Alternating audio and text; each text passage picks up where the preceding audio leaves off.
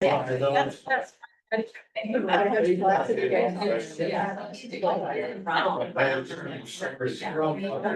to know. Yeah, we did park and ride one year. It's working. We have sound. Also to let you know, I turned on the recording, so this is being recorded over Zoom. We are experimenting with sound. I have found I need to keep this really high and talk very slowly, which sounds very weird to me. If I start talking too fast or you can't hear because I'm talking with my hands like I do, raise your hand. Anna will help try and notify me that I am not speaking through the microphone anymore. So welcome to Third Sunday Forum. My name is Keri, Ostby. Today we're going to do a presentation on crop art. And so I chose the theme, the sower sows the word, based on a stick and in crop art. Before we start today, just a reminder, if you finish your coffee and are done with your mug, you can leave it on the back empty cart. We'll take it to the kitchen, and I want to have Anna just say a quick word about next month's forum. I'm Anna Hughes. I'm the chair of our Faith Life Committee, for those that don't know me. We're looking forward to Keri's presentation today and want to invite you all next month in September. I believe it's it's not the 17th, today's the 17th, whatever the third Sunday is in September. 21st, thank you, Keri. Will be presented by Jade Miles, who is a licensed therapist on race-based trauma. So looking at, we'll have the write-up soon, but she'll be presenting on how, especially generational trauma due to race or racism, is different than even like the clinical definition of PTSD. And just things that we as a church, especially in conversations and ongoing cultural issues around race and racism, she'll have some really, I think, interesting and research-based information to share with us. Thank you, Anna. As we start today, there are 3 places I really went out besides the World Wide Web to get information about this presentation. One is this book, Seed Queen, the story of crop art, and the amazing Lillian Colton. So I'm just gonna pass that around because I can't do that justice in the whole presentation. Lillian Colton is from Minnesota, and she didn't enter the first year crop art started. She saw it at the fair, and subsequently after that, she entered amazing piece after piece. Won so many ribbons, she stopped putting it in for ribbons and judging, but still put pieces in to give other people a chance to win ribbons too. But it's gorgeous. Second book, I don't have it here, I gave it to Jenny because it's about corn palaces and butter sculptures. That book is a library book, the Seed Queen is a library book, we'll get them returned so you can check them out yourself. The third is a website called seedart.com, just seedart.com. Everything you need to know about seed art, particularly seed art in the Minnesota State Fair. Pictures, videos, how to do it, examples of different seeds, colors, if you're looking for colors for seeds, what to get, size, just amazing. That is a really good resource. So, and I'm telling you at the beginning because I did not do my due diligence and do a bibliography. So as a librarian, I feel very ashamed about that, but I was in a hurry.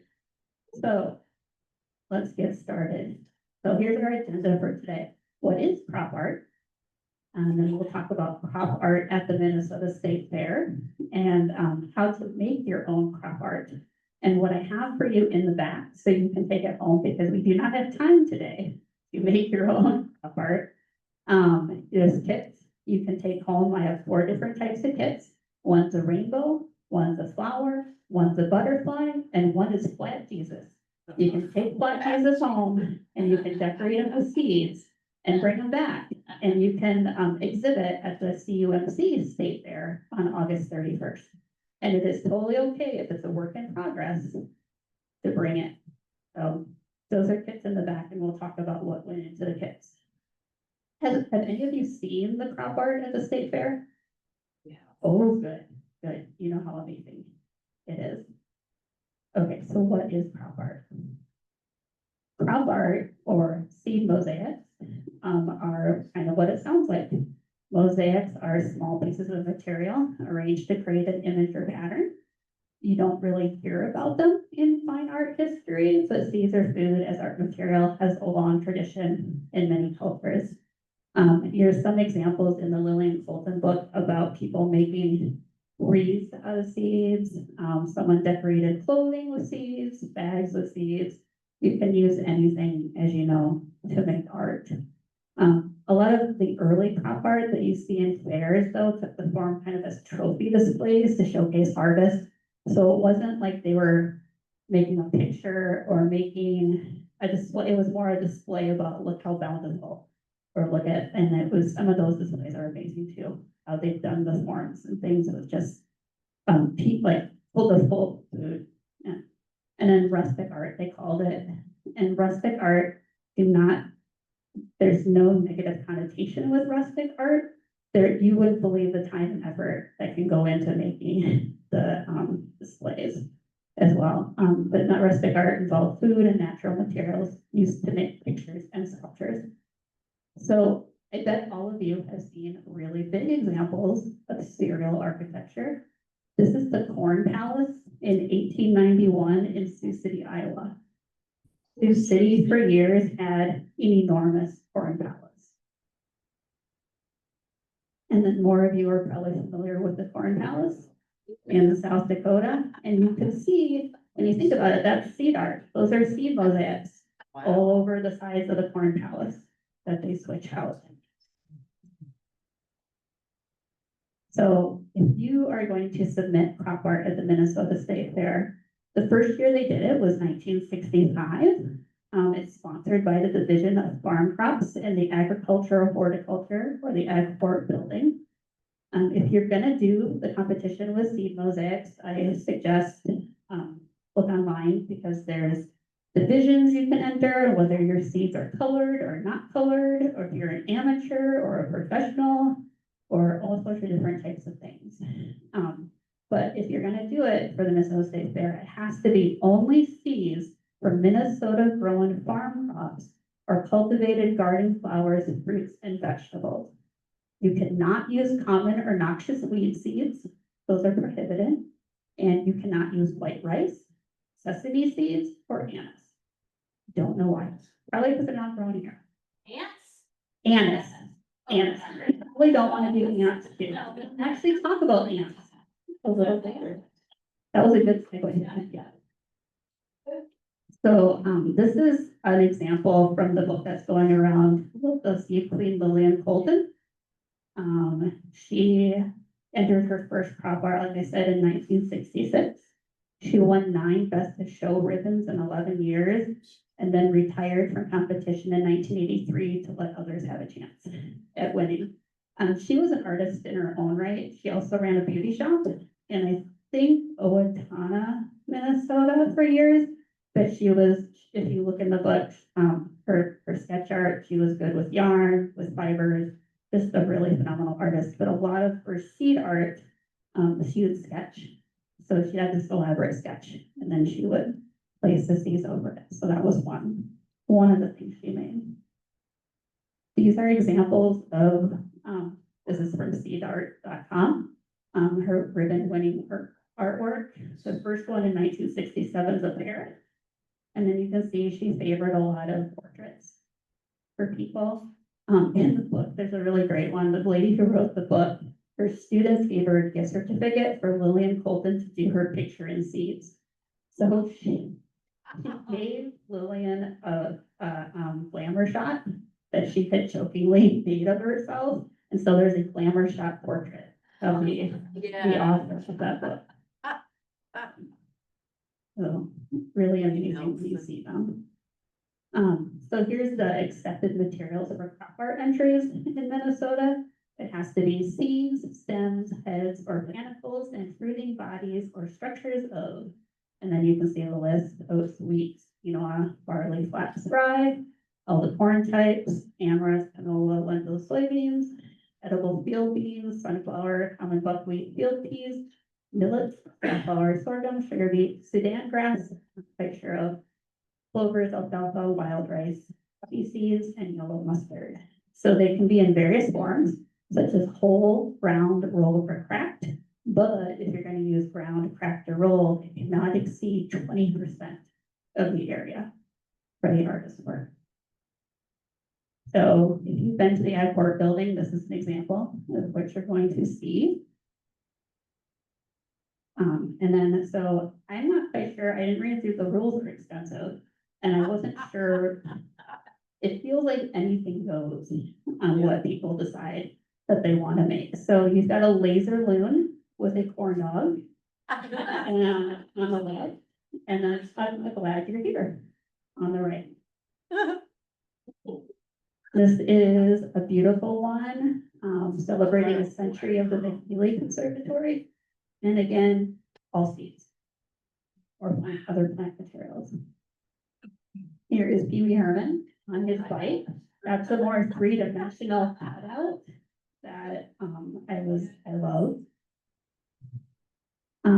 This is a three-dimensional sculpture, and I included it because down on the bottom right, you see where it says lentil, quinoa, mustard. You have to have a legend. If you're gonna put seed art up, it also has to come with a legend so that people know what is on your picture. So that's a very plain one. But that way you get to see too, the textures, the structures, the size of the seeds and things too. I'll tell you a little story about that legend. I don't have patience for seed art. I had so much glue on my fingers from just gluing 7 beads onto that thing. I dug out a glue stick and just used the glue stick to put on all the small seeds and then tipped off the stuff. So, you need to have time and patience when you're working with seed art. This is another one. I love this one. It's hard through the electronics, but not the pattern, the texture on it is just amazing. There's political designs I've seen. This one, I thought they tend to leave left, and I didn't put things up to go left or right. I added this one because you can see they use corn husk for the hair, and I always think that's very interesting, that it's not just seeds. There's other pieces of the plant that you can use too when you want that texture. There's another political one, and I don't know how they choose to hang them up. Maybe it's just space, but it's interesting juxtapositions. George Floyd. You can see they've used corn around the edges, and I'm not sure what the lips are made of. Those look more petals. And then it looks like wild rice eyebrows. Things. Minnesota State Fair, I did not know it closed twice, once for polio in 1946 and then COVID in 2020. So you can share the word that way. You can share messages. Or you can share a lot of different messages. I think that's a postcard I've seen, so I enjoy that. So what happens when you want to make your own crop art? And I have a better picture of what she's making, but she's holding the traditional way. It's a toothpick and some white glue. And then you can see she's got rutabaga seeds up in a jar on her right. And then she's got, it looks like a plastic bin that's holding all her other pieces. And that's the little golden book of sedition. And there's a bigger. Oh my. The colors, if you see it online, the colors are just gorgeous. And it's all different seeds. So again, I cannot tout cropart.com. Lots of great stuff, videos and everything. So what do you need to make crop art? A board. So in your crop art kits, it's a piece of canvas like you would do painting on. You want to make sure it's strong enough because they're hanging them. So like you can't use a paper plate. That's probably not going to hold it and stuff. So it has to be strong enough. And I think you have to frame it in some way, so it has to be foldable and strong enough. Elmer's glue is the traditional method. Again, I pulled out a glue stick. I've seen, Mod Podge, people said they use some medium to put it on there. Toothpicks help you guide in. Seeds, of course, and other plant materials. The one thing I did not give you in the kit is what they suggest doing a finishing coat. So like, once you get it finished, cover it in polyurethane spray, Mod Podge, something to seal it, because you don't want ants. If you, see, there's my segue in the ant. If you do not want bugs getting to it, if you want it to stay, because maybe you made this a month ahead of time and the glue's starting to dry out and the seeds are falling off, you want a finishing coat on it, just so that nothing is gonna eat it. Especially if you want to keep it, again, a flat surface, plus a lot of time and patience and a tree. So, I picked Mark 414 with a sower, so's the word, just because I was so tickled when I kept coming across pictures of messages people were trying to share. There's a meeting of seed art and how you can use butter to share the word. You can use seeds, something as humble as a seed, to get your message across and out there. And that one was made by Lillian Colvin's daughter. He has the whole world in his hands. Oh, thank you. And then let me tell you in the kit in the back. So on the back table, I only had 23. I'm sorry, I opened the board that I ordered and they gave me 23, not 24. I could only make 23 kits. In it, you will find the board, and then we used graphite paper to transfer. I found like preschool coloring pictures online that were, yes, they were not very detailed, you know, just bigger things. I did want to make sure I got Black Jesus in there. And then we did rainbows and flowers. So you transfer, if anyone's worked with graphite paper, it's pretty easy. Annika did it all for me at the dining room table. And then I gave you, there are 12 types of seeds in your bags. That legend I was sending around are the different types of seeds in the bags. It's about an ounce, an ounce and 2 per baggie. If you don't have enough of the types of seeds, I got them all at the co-op. If you want to just go to the bulk section and get some more of what you want. I did not include, so there's 12 in there, 12 different types of different textures, colors, sizes, so you can try it out and see. 2 that I didn't get that were beautiful were mung beans and azuki beans. I don't know what they are. I think they're okay if you were entering for the state fair, but the azuki are bright red. They're these gorgeous bright red beans, and mung beans are a really dark green, just beautiful. So if you take a look in the bulk section of the co-op, you can find those. So there's baggies back there of that. Again, I feel like that legend, I took a picture of it, so you'll know, because I didn't label each baggie, so you'll want to know what seeds. So I gave you a legend, so you can match it up, and then I gave you a blank one, because if you're gonna enter the CUMC fair, you gotta have a legend. So you can, if you choose to use a different bean, you can do your own legend. There's a gorgeous legend in that book that's going around. Someone took really time and effort to put it together, like they made patterns out of the types too. It was stunning. There is a little bottle of glue. Again, you can get a glue stick if you don't have patience. And then I gave you 10 toothpicks. So be very careful opening the baggie. There are pokey things in it. So there's 10 toothpicks in the bags. And then there aren't instructions because it's basically glue and a seed and what you want. So, So you know. yeah. Yes, you can absolutely use tweezers. In fact, there's like some of the tools they suggest. You can use tweezers, like if you want to scoop with a spoon, you know, as you're doing it and stuff. Yeah, you can use whatever you want. So the seeds are the natural colors, they're not painting No, them? I didn't, Or- well, I think there is in the state fair, I think there's a class where you can color them. Okay. But there's also a class where it's the natural colors, and that was what was fun and what I tried to do with the different types. You know, so like the red lentils are kind of more orange than red.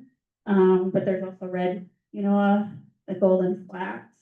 I was telling my grandma I was doing this thing and I was listing the seeds and she told me I needed to make sure it had flax, wheat, and wild rice, because those are things she had grown in Minnesota. Well, she didn't grow the wild rice, but she said that was great. But she was very interested in what I was telling her, because she's like, well, I remember wheat and flax we grew. And I'm like, what did people do with the flax? She's like, I don't know, we sold it. Yeah. Put it in your smoothie, Yeah, but not too much. not too much, yeah. Yeah, so I put that in there for my grandma. But yeah, just try it, it's art, right? You can have a little bit of direction, but it's the way you wanna go to get your feelings and message and word across, so go ahead and take what you want from the back. Again, if you need more than what I gave you, the co-op's a great source. You can use grass seed, use farm stores too, have some of those things. So, thank you. Wow.